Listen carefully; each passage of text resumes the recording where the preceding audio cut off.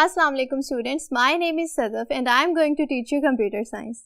हम लोगों ने कल अपनी बुक का चैप्टर नंबर 8 शुरू किया था जो कि था MS वर्ड के बारे में, और हमने जाना था कि वर्ड प्रोसेसिंग क्या होती है, और हमने पढ़ा था कि हम अपने कंप्यूटर पर MS वर्ड को किस तरह से ओपन करेंगे। तो आज हम MS वर्ड के कुछ कंपोनेंट्स के बारे में पढ़ने जा रहे हैं।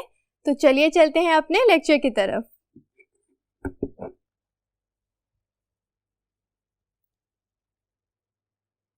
तो स्टूडेंट्स, आप लोगों को याद होगा कि कल हमने सीखा था कि हमने अपने कंप्यूटर पर MS ऑफिस को किस तरह से ओपन करना है। तो आज हम कंपोनेंट्स पढ़ने से पहले ये देखेंगे कि हमने किस तरह से MS वर्ड को ओपन करना है और उस पर किस तरह से हमने काम शुरू करना है। तो चलिए स्टूडेंट्स, मेरे साथ आप लोग भी अपने कंप्यूटर्स पर MS वर्ड की विंडो को ओपन करेंगे मेरे बताए हुए स्टेप्स के मुताबिक। सबसे पहले हम करेंगे स्टार्ट बटन को क्लिक, और आप देख सकते हैं कि आपके पास एक मेन्यू ओपन हो चुका है जिसमें से हम सिलेक्ट करेंगे ऑल प्रोग्राम्स को, और फिर इन प्रोग्राम्स में से हमने सिलेक्ट करना है माइक्रोसॉफ्ट ऑफिस को। जी स्टूडेंट्स, तो आप देख सकते हैं कि माइक्रोसॉफ्ट ऑफिस की सारी एप्लीकेशंस यहाँ पर ड्रॉप डाउन में आपको नजर आ रही हैं। इसमें से हमने कौन सी एप्लीकेशन खोलनी है? जी, हमने खोलनी है माइक्रोसॉफ्ट ऑफिस वर्ड। जी स्टूडेंट्स, तो आप जब इसे ओपन करेंगे तो आपको कुछ इस तरह की विंडो नजर आएगी। तो स्टूडेंट्स, देख लेते हैं कि हमारे पास MS ऑफिस वर्ड के कंपोनेंट्स क्या क्या हैं। तो स्टूडेंट्स, टाइटल बार आपको क्या बताता है? आपकी फाइल का नाम बताता है और आपने जो भी करंट प्रोग्राम खोला हुआ है वो बताता है, जैसा कि आप लोग स्क्रीन पर देख सकते हैं। और इवन अपने कंप्यूटर पर जो आप लोगों ने MS वर्ड की विंडो ओपन की है वहां पर भी आप देख सकते हैं कि फाइल का नाम क्या है, डॉक्यूमेंट 1, जो कि टाइटल बार के अंदर आपको नजर आ रहा है, डॉक्यूमेंट 1, और उसके साथ लिखा हुआ है माइक्रोसॉफ्ट वर्ड। डॉक्यूमेंट 1 क्या है? डॉक्यूमेंट 1 है आपकी फाइल का नाम, और माइक्रोसॉफ्ट वर्ड क्या है? आपका करंट प्रोग्राम जो कि आपकी स्क्रीन के ऊपर आपको नजर आ रहा है उसका नाम। ठीक है स्टूडेंट्स, इसके अलावा टाइटल बार पर आप लोगों को नजर आ रहे होंगे एक मिनिमाइज का बटन। मिनिमाइज का बटन क्या करता है? आपकी स्क्रीन को थोड़ी देर के लिए मिनिमाइज कर देता है, और जिसको कि आप दोबारा से रिस्टोर भी कर सकते हैं। और स्टूडेंट्स, इसके बिल्कुल साथ आपको एक रीस्टोर का बटन नजर आ रहा होगा। रीस्टोर का बटन क्या करता है? जब आप रीस्टोर के बटन को क्लिक करते हैं तो आपकी विंडो का साइज फुल स्क्रीन से कम हो जाता है, और अगर आप इसे दोबारा से क्लिक करेंगे तो दोबारा से इस विंडो का साइज फुल स्क्रीन पर चला जाएगा। और उसके साथ ही आपको बिल्कुल रेड कलर का एक बटन नजर आ रहा होगा जिसके ऊपर क्रॉस का निशान है। स्टूडेंट्स, मुझे उम्मीद है कि आप सबको पता होगा कि वो बटन क्या करता है। जी स्टूडेंट्स, ये है क्लोज का बटन। ठीक है, जब भी आपने एप्लीकेशन को क्लोज करना है तो आप इस बटन को प्रेस करेंगे। तो स्टूडेंट्स, ये थी आपकी टाइटल बार। अब आगे हमारे पास अगला कंपोनेंट क्या है? तो स्टूडेंट्स, अगला कंपोनेंट है आपके पास क्विक एक्सेस टूल बार। अब देखेंगे कि क्विक एक्सेस टूल बार कहां पर होती है। जी स्टूडेंट्स, लेफ्ट मोस्ट साइड पर आप लोगों को वर्ड का एक आइकॉन नजर आ रहा होगा, उसके बिल्कुल साथ आपको 3 आइकॉन्स नजर आ रहे होंगे।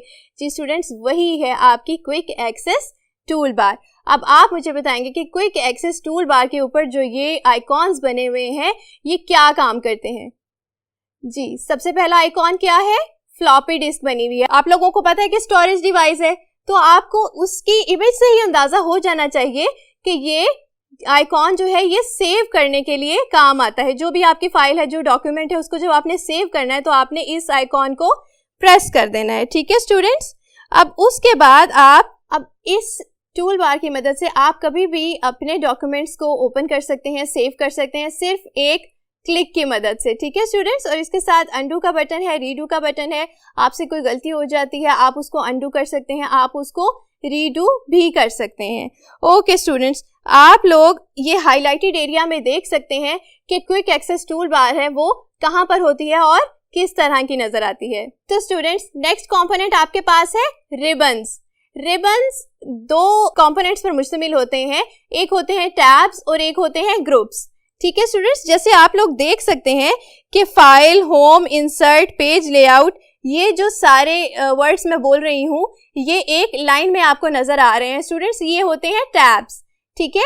अब हर टैब को जब आप ओपन करते हैं तो हर टैब जो है वो कुछ ग्रुप्स पर मुश्तमिल होता है। एक ग्रुप भी हो सकता है, ज्यादा ग्रुप भी हो सकते हैं।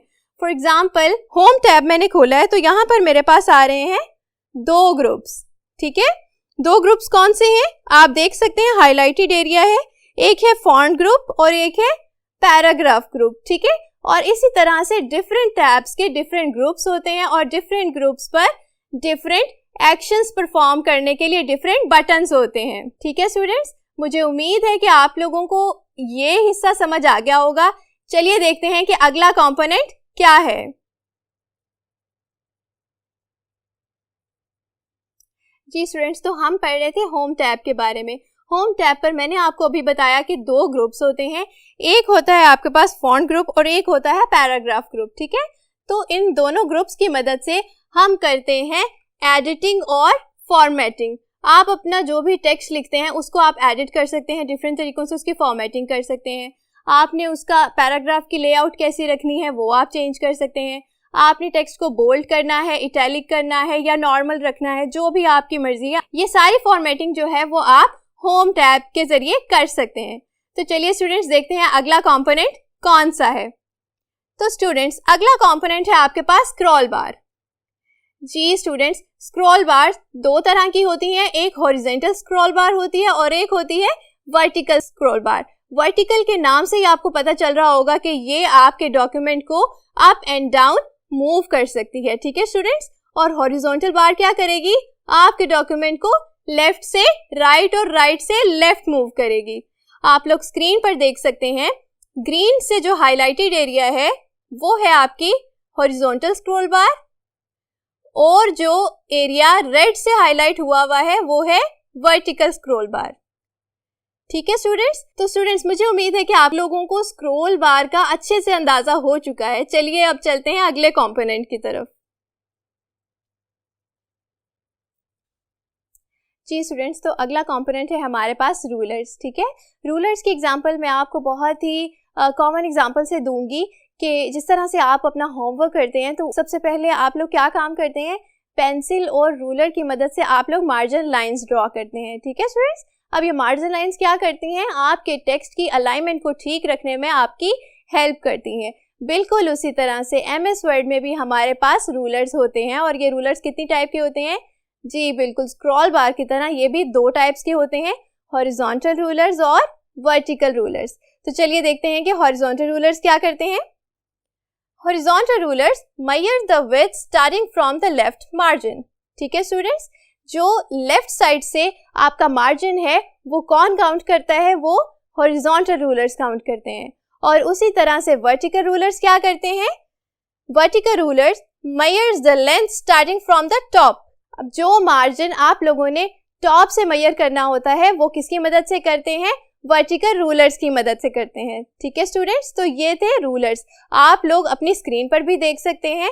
ये बिल्कुल टॉप पर जो एक लाइन आपको नजर आ रही है ये है हॉरिजॉन्टल रूलर और ये बिल्कुल लेफ्ट साइड पर आपको एक लाइन नजर आ रही है ये है वर्टिकल रूलर, ठीक है स्टूडेंट्स। तो अब है हमारा सबसे लास्ट कंपोनेंट और सबसे लास्ट कंपोनेंट हमारे पास क्या है, स्टेटस बार है, ठीक है स्टूडेंट्स। स्टेटस के नाम से ही आपको पता चल रहा होगा कि ये आपको आपके डॉक्यूमेंट का स्टेटस बताएगी, यानी कि आपका पेज नंबर क्या है, 1 है, 2 है, 3, 4 या कोई भी आपका पेज नंबर क्या है वो बताएगी। और उसके अलावा आपके टेक्स्ट के अभी तक के कितने वर्ड्स हो चुके हैं वो वर्ड्स बताएगी, ठीक है स्टूडेंट्स। ये आप लोग अपनी स्क्रीन पर भी देख सकते हैं कि बिल्कुल नीचे एक लाइन आप लोगों को नजर आ रही होगी जिस पर लिखा हुआ है पेज नंबर 1 of 1, ठीक है। ये वाली जो पूरी लाइन है जिसमें आपको लास्ट में जूम इन और जूम आउट के बटन्स भी नजर आ रहे होंगे, जी स्टूडेंट्स, ये कहलाती है आप लोगों की स्टेटस बार, ठीक है। और स्टेटस बार क्या करती है, स्टेटस बार आपको आपके डॉक्यूमेंट का स्टेटस बताती है, टोटल पेजेस कितने हैं और आप इस वक्त कौन से पेज पर हैं, और इसके अलावा आपको आपके डॉक्यूमेंट के टोटल नंबर ऑफ वर्ड्स बताती है। जी स्टूडेंट्स, तो ये थे कुछ इंपॉर्टेंट कंपोनेंट्स एमएस वर्ड के। अब कल से हम ये शुरू करेंगे कि आपने एमएस वर्ड के ऊपर अपना डॉक्यूमेंट किस तरह से बनाना है। ठीक है स्टूडेंट्स, आज के लिए इतना काफ़ी है। अपना ख्याल रखिएगा। अल्लाह हाफिज़।